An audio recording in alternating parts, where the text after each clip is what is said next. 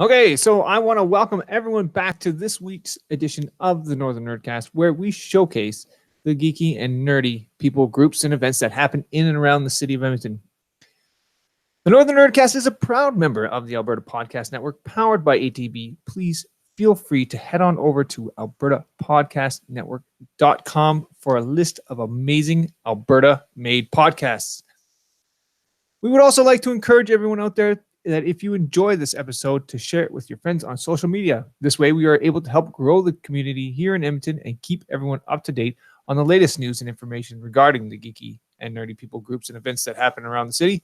Also, if you or someone you know would like to be featured on this show, please feel free to contact us over at northernnerdnetwork.com. Now, let's get on with the show. All right, so I want to welcome everyone back to this week's edition of the Nerdcast. Like I said, my name is Dan Chessel. Today, we have, sadly, no Chelsea Thompson, but we do have the great Kelly Tindall joining us today. This is also an audio podcast as well, so you can say hi. Words and things like that? Yeah, it helps. All right. I don't have my semaphore flags or anything like that. Some of those little lightsabers that they have when they're calling in the airplanes. Yeah. Yeah, do some of that too. They're like, oh, naughty. I can't believe he said that. We can't air that. Yeah, you're not allowed to sign that on the internet. Yeah. All right. We are really excited to have you on the show tonight. We're going to talk about your Kickstarter just after in a little bit here. But first off, we'd like to ask everyone who comes on the show just sort of like how they've been. We just kind of get to know each other a little bit more. I know you've been on the show before, but how you been? What have you been up to? I've been good. I've been doing some stuff. Most of what I've been doing for the last it'll be 2 years in October. I've been working with a company in the States called Portable Press on a series of historical biography comics about famous people who are now dead. That's been the primary thing I've been working on for the last little bit. We had 2 books just come out recently. It's a series, and they released 4 books this year. It's called the Show Me History series. All the books are written by a fellow named Mark Shellman and his partner Jim Buckley, and I drew 2 of them, 2 of the first 4. So the first one, and the one that's getting quite a bit of heat right now, is Amelia Earhart, Pioneer of the Sky. I know, it's pretty Tony. We got some really nice design work here. I'll shout out to those guys later. And the other one, they came out the same day. The other one is written by Mark. It's called The Fighting Founding Father, about Alexander Hamilton. Nice. Now, are they sort of all the same size? Yeah. Yep. 96 pages, handsome little, slightly less than regular comic page-sized books. But really, really nice package. The design work was done by John Rochelle of Comicraft, who is amazing. The easiest guy in the world to work with and makes me look super, super good. So that was it was a great experience. And I'm hard at work right now on the next book in this series, which is, I'm afraid I can't tell you the name of the historical figure, but it rhymes with Abe Bluth. And he plays Blurns Ball really good and hits Blown Bruns. So, shh, don't tell anybody. Yeah, you got to look forward to that one. Yeah. And mystery one. The pages definitely don't look like this. Ooh. See, this is what you don't get when you're listening to this later. Oh yeah, I do all of this stuff on the radio, and then people are like, "Well, it sounded like you maybe showed up a piece of artwork or something like that," but radio is not a visual medium. It really isn't. Yeah. No. You miss out on so much. This is why I encourage people, if you want to like get the full experience, you got to watch the show. Yeah, you got to get in that live program. Yeah. Yeah, other than that, I've been doing that. I had a new sketchbook come out this year called Characters I Definitely Own, which is a series of my convention sketches over the last couple of years. And since these are characters that ostensibly I do not own, I had my children rename all of the characters. So instead of having a giant robot made out of construction vehicles from a popular franchise, we instead have a garbage person.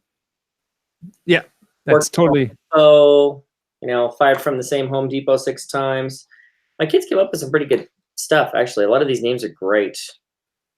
Yeah, Julia Gulia. That's not the real name. Nosy and the Hooch. I'm a big fan of that one. Ooh. Those are pretty good. Yeah. Anyway, so there's that. And then what else am I working on? Oh, yeah. The Kickstarter. I'm trying to get Strangebeard 1, my first book, my Schuster-nominated first book, back into print and print the second volume, Strangebeard 2, Electric Bugaboo. Ooh. We're going to talk about that a little bit later in a few minutes here. Mm-hmm. But people who have been watching the show know that we just did a live show like last week. What is going on? We make exceptions every so often, right? Yeah. Exciting things happen, right? So we have to make sure that we get all this exciting thing. And your Kickstarter just went live just a couple of days ago, correct? It was just before the Calgary Expo, so that was like a week and a bit ago. Okay. And I had a really good first couple of days. It was really nice, really encouraging. Awesome. All right, so we're going to talk about that in a few minutes. But first off, we're just going to quickly do a quick ad break, and then we'll come right back, and we'll talk a bit about this book. All right, so this episode of the Northern Nerdcast is brought to you by ATB. And if you, hang on 2 seconds, what am I going? Oh, no, where'd it go? I lost my page there. See, this is the thing. I could totally just rip this out later on. If I remember I did it. Program. This is the bit where the awesome ad goes in. This is where the awesome ad goes in. Yeah. Insert awesome ad.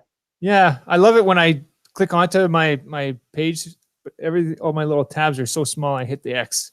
Mm-hmm. It's like when I open my desktop, it's just like 1,000 things. It's like in Spider-Verse when he's trying to grab the file from Dr. Octopus's desktop and there's like a million different things. It's yes. The only person that can handle this space is the person that did everything. I feel like that pretty much every day. I don't have half of what she's been on there.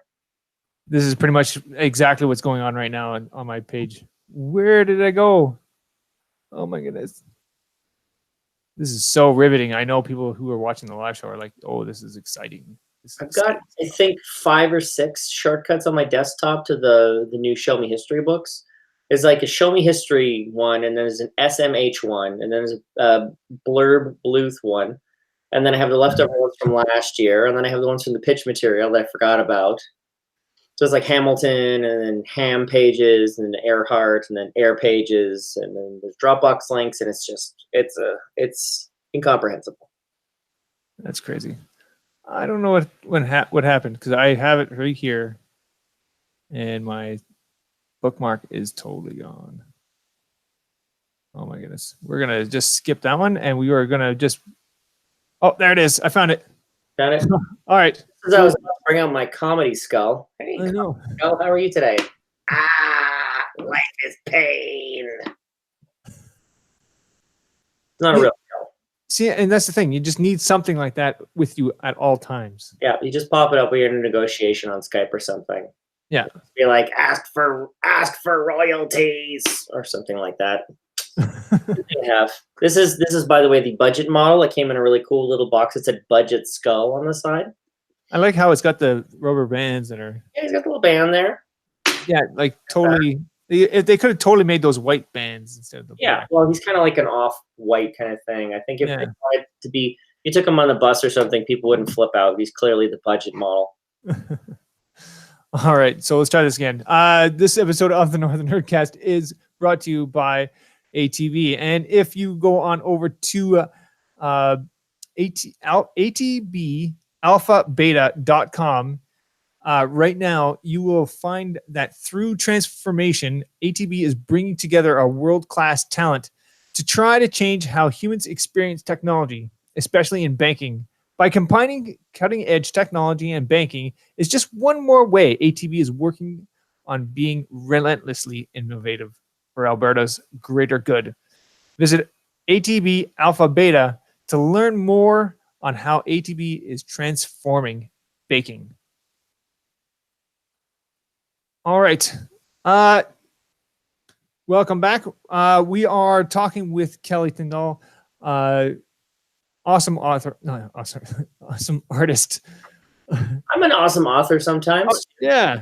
I mean, you did write your own book, right? Of course, see there. Strangebeard 2, and parts of the adventures were written by me. Yes. There we go. So we are talking with the awesome, all-round, awesome person, Kelly Tindall. Magnanimous, the There we go. fantastic.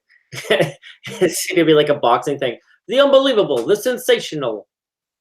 But I just look over here in the corner, just looking through a thesaurus, coming up with the really choice adjectives.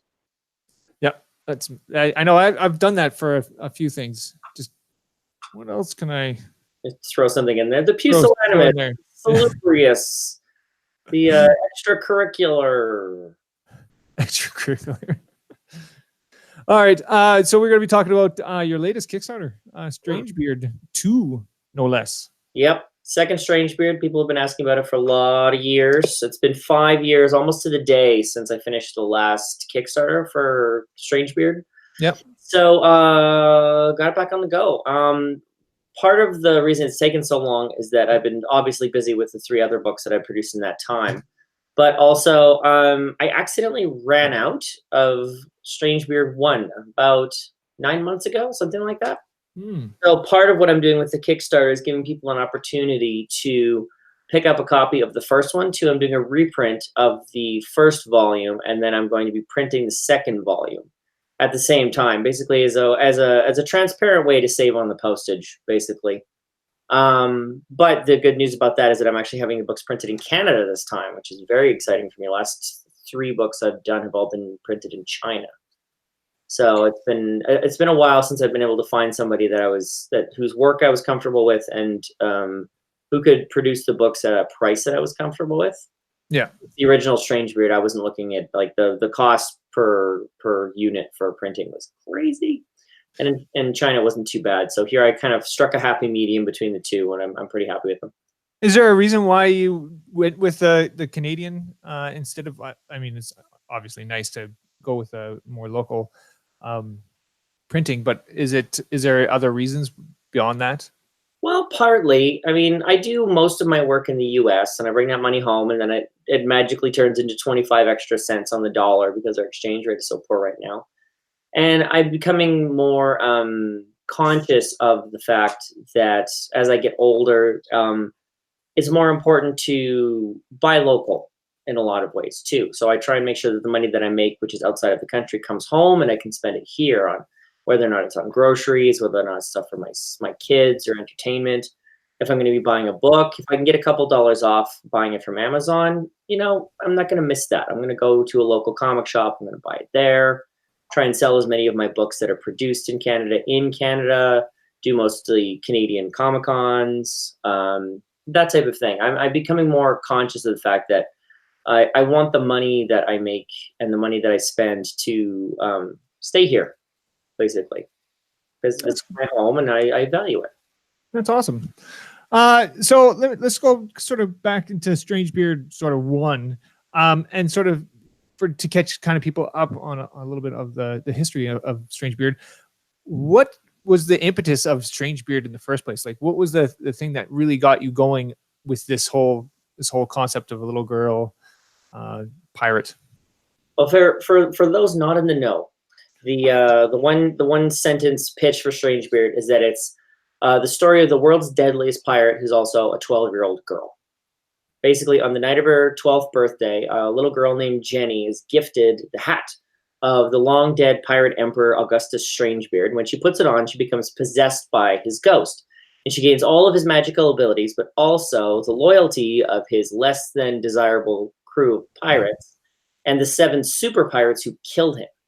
So she needs to get together the rest of her crew, find a ship, and then basically escape as the worst and deadliest of the super pirates. A Dracula pirate by the name of Captain Mortar comes for her and not only drinks her blood, but also steals her gold. So that was the story of the first volume. That was kind of the pitch of it. And then the second volume is basically, it's about responsibility. Like basically a 12-year-old, not to spoil anything, but she survives the first book. And then she finds herself the captain of a crew of pirates, and not just a crew of pirates in a time of intense action and drama, but in the months afterwards too, where they're rebuilding their ship and they're putting the crew back together. and they're just like doing the day-to-day stuff, and she's finding that sort of thing to be very stressful for her. So Dark she starts to lash out. It's about responsibility as much as anything. So she's not really good at handling it. She starts to lash out against her crew. She puts her faith in the wrong people. She bites off more than she can chew when she's going after the other super pirates, which almost gets her whole crew killed at one point. But at the same time, there's a lot of drama, a lot of energy. It's two stories, basically. The first one is basically Jenny saying, I'm going to go on the offensive. And she goes after one of the super pirates, who unluckily for her has a pirate ship, which transforms into a giant wooden Tyrannosaurus Rex called Shipwrecks. So it goes fairly badly for them.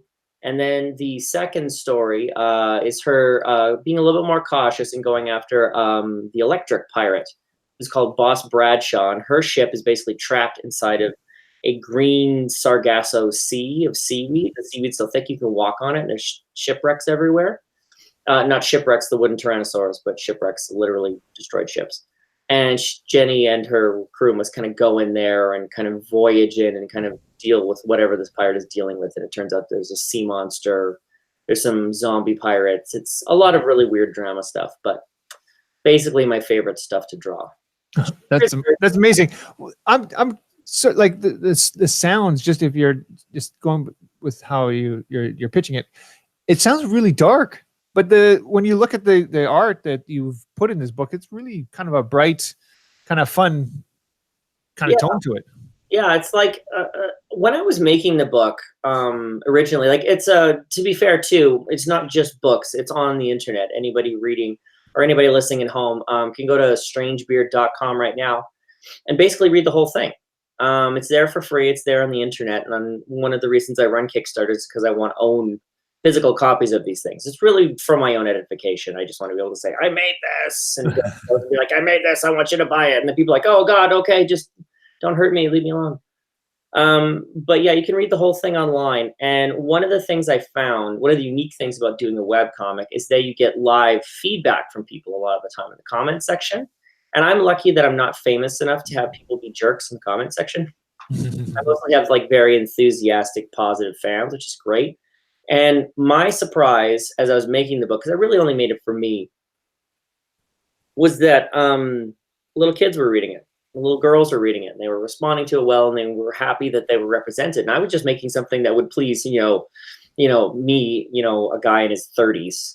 It's the kind of stuff that I was really into, that I've always been into, like pirates and monsters and transforming creatures and shapeshifters and Draculas and beasts and things like that.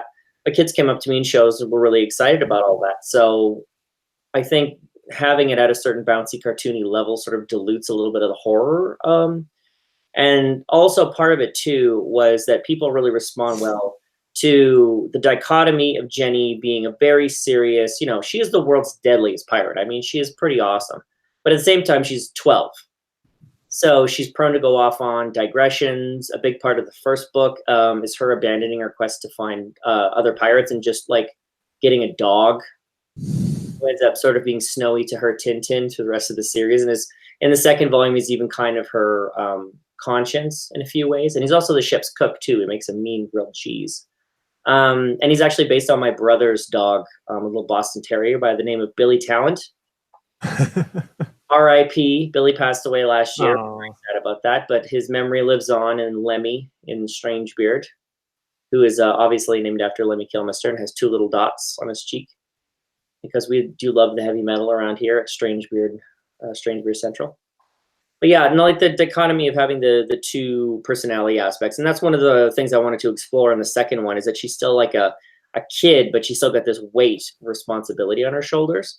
And I wanted to try and play with that as the major character arc. Is just like, what do you do after the adventure's over? Like, what do you do for the next step of your life? What's the next character arc? It can't just be what happens next. Like when you're going through something in your life, you react to it emotionally, right? It's not just things that happen to you. It's things that make you feel differently. And that's what I try to do as a writer, is make people feel something. Now, you were saying that people can just read this whole thing online. Can everyone read all the way up to the very end, even through what you're doing with Strangebeard 2? The climax of Strangebeard 2 is not finished yet. So I'm doing that while I'm also running the Kickstarter and working on these other things as well. I'm really only about 10 pages from the end, but I'm kind of parceling it out slowly to give people a reason to visit the website. But it's very, very close. You can definitely read the entire first story, which is a 5-issue arc. It's 128 pages, I think I want to say, and I think the second one is about 120 at this point. So it's a fair amount of stuff. It's about 10 issues worth of comics so far, collected hopefully into 2 trade paperbacks. And with your Kickstarter, like there's obviously some different tiers that you got going on. Can you speak to any of those tiers right now? Like what yeah, they are great. I really like them. They're basically the same ones that I did for Strangebeard 1 with a few alterations. The Strangebeard 1 ones were mostly art related, obviously, because I'm an artist. So there's ones where you can have a drawing put in the book for you. There's ones where you can get a book plate in the book, a little 4x6 illustration of whatever you'd like. Usually it's a pirate. Did a lot of pirates for the first one. There are levels where you can obviously get both of the books, one of the books, PDFs of either book or both books. If you're a retailer, if you have a comic shop, there's a level there where you can get copies of either book, or you can get 5 copies each of both books. And some of the higher levels were really successful last time, and I brought them back for this one. There's one called The Innocent Bystander, where people get to appear in the subsequent volume of Strangebeard. And there's a higher level than that. I think it's called The Innocent Victim, where people get killed in subsequent volumes of Strangebeard. So I had a fair amount of those for the last one. So it was basically people would make their appearance in crowd scenes or as peasants, that kind of thing. I just have the lines of dialogue that kind of move the plot along, which worked out pretty well. And for the deaths, what I mostly did was make the people cannon fodder members of the evil pirates crew that got killed in sort of a funny manner. Like my friend Sonia, she was the first person that got killed in Strangebeard 2. She died on page 2, and she was stepped on by shipwrecks. Sneak up on her and squish her flat. She was upset that her death wasn't more gory, I think. But, what are you going to do? Trying for all ages. But I had people eaten by sea monsters, blasted by flame breath. I had a guy get eaten by something. A couple people got turned into moss monsters. They're kind of like frozen in horrible stasis. That type of thing. That's awesome. Yeah, it's pretty fun. So yeah, that's like, and what do you get when you donate to the Kickstarter? If you donate just a little bit of money, you get satisfaction, and also I will wave at you in your general vicinity, like so, one of these. The lower tiers, I think it starts at the $5 or the $10 tier. People get their name on the backers page in the back of the book. They get PDFs of the book DRM free. They can put it on whatever device they want. I'm not Apple. I'm not trying to get you to buy a new one every time you move to a new device. And then when they actually get to the levels where they're getting the books, every book is signed. Your name will be in the back of the book on the backers page, just like it was in Strangebeard 1, just like it was in my last Kickstarter for my diary comic, The Adventurers. And then there's the higher levels where you get to, like I said, appear in the book, get killed in the book, that type of thing. Whatever you're willing to pony up for. And so now you got, this is going to be your 3rd Kickstarter, correct? Yes. Yeah, this is number 3. So with doing Kickstarters, is there a reason why you enjoy doing a Kickstarter? Is there something to it? Like, or is it just a means to an end sort of kind of deal? I don't know that it's necessarily my favorite way to get a book into publication. Having worked with Portable on the Show Me History books, it's really nice to just be done the art, and then that's that. But at the same time, like when you're dealing with something, basically when you're contracted to work on something, you're dealing with something that is manageable for you as an artist, but it might not necessarily be in your wheelhouse of expertise or something that you're really, really passionate about or interested in. So, I mean, I've grown to love aviation, and I've grown to love American history in a lot of ways that I wasn't before. But it didn't come as naturally to me as, say, like monsters in the dark and, pirates fighting on ships' masts with swords and that kind of thing. The sort of stuff I've loved my whole life. So one of the things that has been really nice about doing Strangebeard on the side as my career has continued to grow outside of self-published comics, is that I can kind of do whatever I want. I'm the writer, I'm the artist. I can get as weird with the art as I want. I can get kind of strange and impressionistic. I can have pages that are ink washed. I can put in dream sequences, a lot of stuff that is not necessarily available to me when I'm dealing with actual history. Like they frown upon it when you put like a Kraken into an Alexander Hamilton book. And I don't understand why. I mean, really. You got to limit it. There can't be very much. So let's sort of talk a little bit more about Strangebeard itself, and this is sort of like your baby, really. Mm-hmm. So you're saying that this is stuff that you kind of just you've always grew up with. What kind of like inspirations were there for this book? The big one. My voice did something very strange. My big one. My big inspiration, obviously, was to anybody who knows me knows how much I dearly love the 1991 LucasArts computer game, The Secret of Monkey Island. That is maybe my favorite piece of media ever produced by human beings, perhaps only surpassed by the sequel, Monkey Island 2, LeChuck's Revenge, which came out 2 years later. They are my favorite thing. It's a pirate adventure game where you play a pirate called Guybrush Threepwood, and in the first game, you have to become a mighty pirate. So he has one night and he becomes a mighty pirate, and he has to face off against the ghost pirate LeChuck. And he has to do the 3 tasks. He has to beat the sword master in sword combat. He has to find the treasure of Melee Island, and he has to steal something from the governor's mansion, all this sort of stuff. But it's a very, very funny game. The whole thing is larded with jokes, and all of the sword fighting is done not with key prompts or anything like that, but it's about fighting different pirates and matching up their insults with the matching retort. So someone will say something like, you fight like a dairy farmer. And then the proper retort is, how appropriate, you fight like a cow. And if you can come up with a retort, then you go ahead in the thing. It's basically like this, the principle of movies like Princess Bride, where the 2 guys are having the sword fight. They'll do a sword fight thing, and then they'll banter back and forth. And then the ding, ding, ding, banter, banter, ding, ding, ding. It's basically making banter a playable concept. It's one of my favorite things in the whole world, and it's so funny, and it's just so beautiful. All the artwork in the game, or pretty much all the backgrounds in the game, were done by a guy called Steve Purcell, who's now a big shot at Pixar. He directed Brave. He worked on the Toy Story movies, like one of those big, huge dudes, and the work is so good.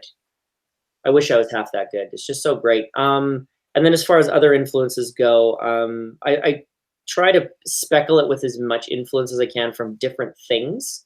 Like there's comics that I like. Video games obviously are a big part of it. I don't really know why, but like something like Mega Man, the concept of the 7 guys you have to beat, that went into the 7 super pirates, the Pirate Masters.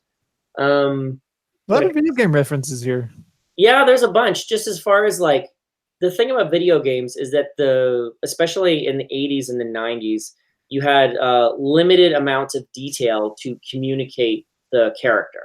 Mm-hmm. That's a huge thing for me. Like all of my characters are very, very distinctive. Like you're not going to mistake Jenny, the main character, for anybody else. You got a giant eyeballs, bigger than anybody else by 2 or 3 times, big feet, skinny little arms, skinny little legs.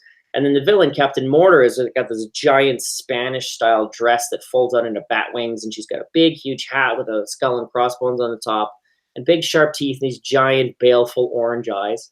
Like that idea of that aesthetic was something that I took from old video games, where you had to go with very limited details to communicate a lot of information really quickly.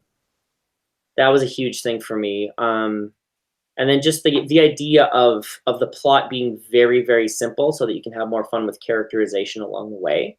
Little betrayals, little surprises, little mysteries, that sort of thing. That was very, very appealing to me.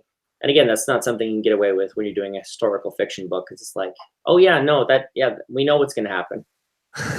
Like, yeah, we're just building up to the point where, he's where her plane disappears in the Pacific Ocean, or he's shot to death by Raymond Burr. Yeah, you can't really change the history of something that's already happened. Yeah, and I mean, one of the things we do in the book is kind of foreshadow things a little bit, but not too much. I like the idea that kids reading these things will get to the end and be like, "Oh my gosh, Amelia Earhart died!" Like, Yeah, she was 30 in 1935, so odds are good. But how?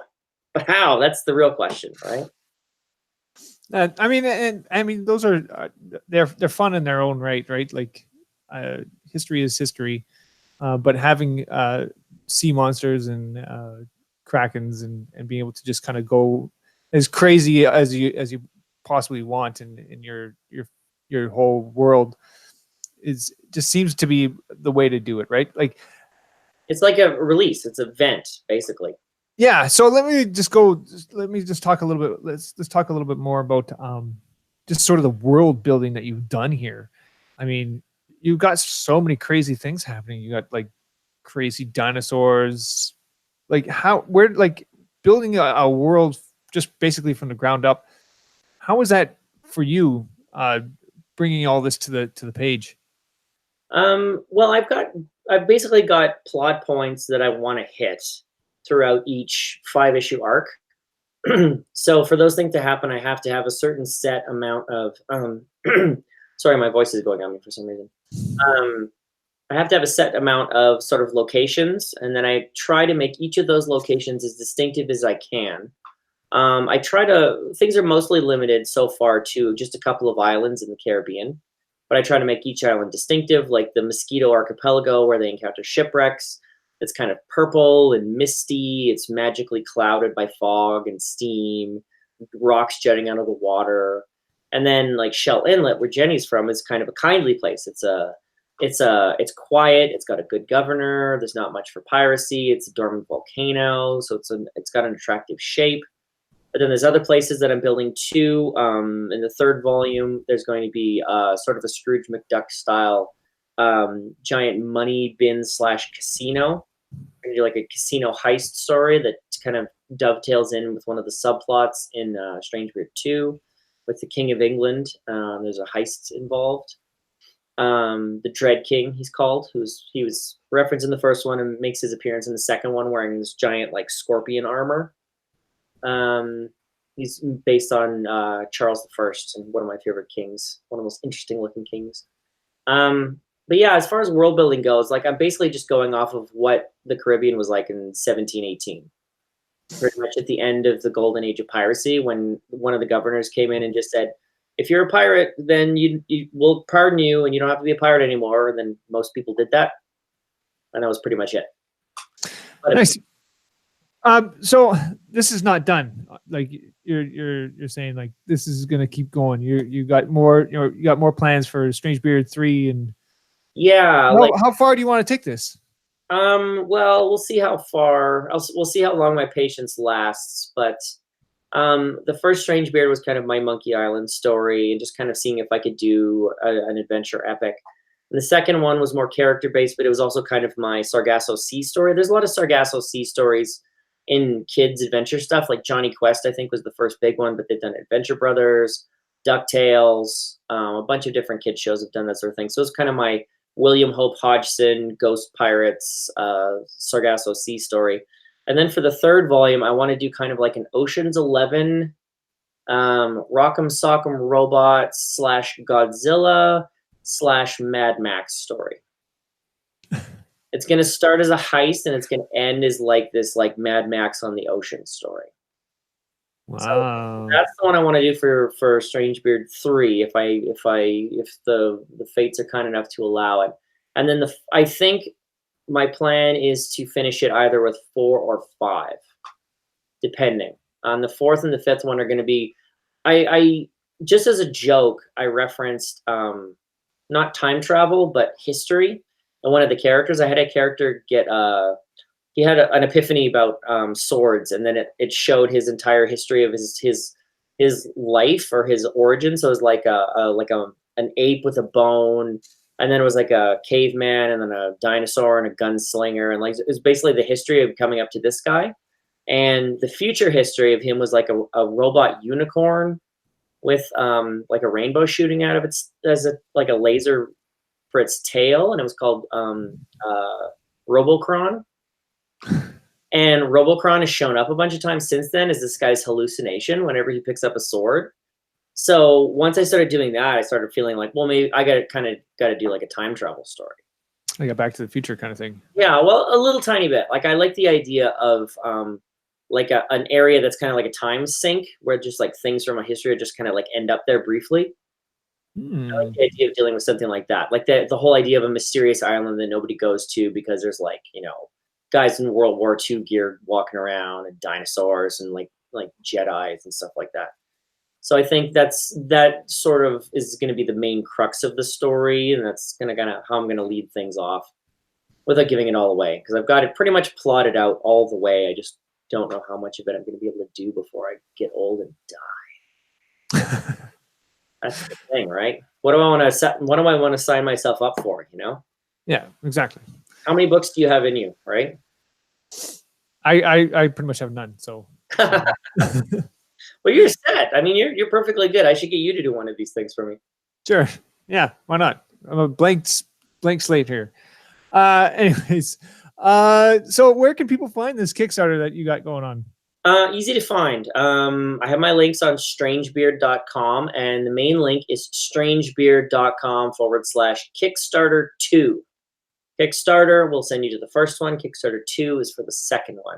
And it's easy to find on Kickstarter as well. Just go to Kickstarter and put in Strangebeard 2 or Awesome Handsome Cartoonist. I'm sure that'll be the first thing that pops up. You know how it is. It's got to be the. Yeah, first thing. Second thing, easy. Super talented. Amazing. All right. Genius / detective. Yeah, that's right. Awesome.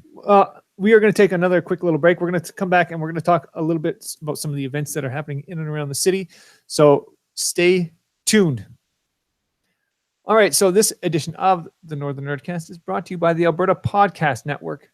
And if you guys go on over to albertapodcastnetwork.com, there you'll find a list of amazing Alberta-made podcasts. And also, if you guys go over, right now we have a thing going on, and it's with Seat Giant as well. And so I want to direct your attention. If you guys go to seatgiant.ca, there you'll find you guys can get all sorts of tickets for different sporting events, the Alberta Ballet, Stars on Ice. I mean, there's all sorts of stuff that you can get there. So go and check that out. But right now we have a promo code for you guys to check out as well. So if you guys go to Seat Giant and on checkout, go APN. And in the promo code, there you'll get 10% off your ticket for that event. So if you guys go to seatgiant.ca, use promo code APN at checkout, you guys will get 10% off. All right. Now we have a few events for you guys to check out this week. Let me just move this over here for now. All right. First off, we have Dark Matters. And this is happening at the TELUS World of Science. Have you ever been to Dark Matter before? Dark Matter? Yeah. It's like the after hours thing that they do at TELUS World of Science. I haven't. I think I've heard about it though. I've been to a few of them. This one's Game On. And this is going to be happening on May 16th. And so anything like gaming related is going to be happening there. It's going to be a lot of fun. So go and check that out. And that starts at 6:30 and it goes all the way till 10. So yeah, go check that out. All right, moving along. We got Nerd Nite. And it's going to be their 50th show. And it's a really special edition for them. And it's going to be at the ATB Financial Arts Barn. All the details for people who are watching and or listening to the show, I have it all in the show notes, or if you guys go and check down in the description down below, all the links are down below as well. Good to go check out. And that was happening on May 28th at the Alberta Arts Barn, ATB Arts Barn. Moving along, we got the Edmonton International Cat Festival. You like cats? I'm good with cats. Cats are good. They're fine. Just they're good. You can't ride them. That's a shame. I know. I mean, it's not like I've always wanted like a battle cat. Mm-hmm. Put a saddle on it. Yeah, exactly. I mean, who doesn't want battle cat? Mm-hmm. Exactly. He seems like he takes care of himself. He can talk. Yeah. I mean, Cringer. I mean, he was sort of like the scaredy cat, but he turns into battle cat. I mean, Mhm. He's not That's, scared. that's a good friend. That's somebody that's there for you when you need them. Exactly. So, anyways, the Edmonton International Cat Festival is happening on June 1st, and this is happening at the MacEwan University Robbins Health Learning Center. And go check that out if you like cats. And I'm sorry, I don't think they have any battle cats there. Moving along, we have the June 9th is happening. I'm sorry, geez, just my wording is not working out tonight. I don't know why. Word no good. Word no good. No. Yeah, June 9th, we have the CollectorCon, June's CollectorCon. And this is happening at the Italian Cultural Center. That's right. I don't know why I keep messing that one up. I know that one. We do this. The Edmonton CollectorCon has their CollectorCon like constantly. It's always happening. Yeah, that's a Shane Turgeon show. It's really good. I really like it. I will probably be there. See, there you go. I mean, it's one of those shows that it happens all the time, and I love promoting it because it's just a fantastic show to go to. Yeah, it's go and walk around. It's like a museum. Yeah, it's amazing, right? So go check that out. That is happening on June 9th at the Italian Cultural Center. Moving along, we got E3. Do you know what E3 is? Like the one in the States? Like the Electronic Entertainment Expo, I want to say? Yeah, that is the one. On June 10th at the Metro Cinema, they're doing E3 on the big screen. Don't know what that's all about. I'm guessing it's going to probably something to do with a lot of their like press conferences that they do. I think they do like a live on stage TED Talk kind of thing where they're like, hey guys, we're making an Assassin's Creed again. Yeah. So I don't know which press conferences they'll be showing at that time, but I thought that was kind of interesting to have a place here in Edmonton to kind of go and watch. Like I watch all the press conferences myself.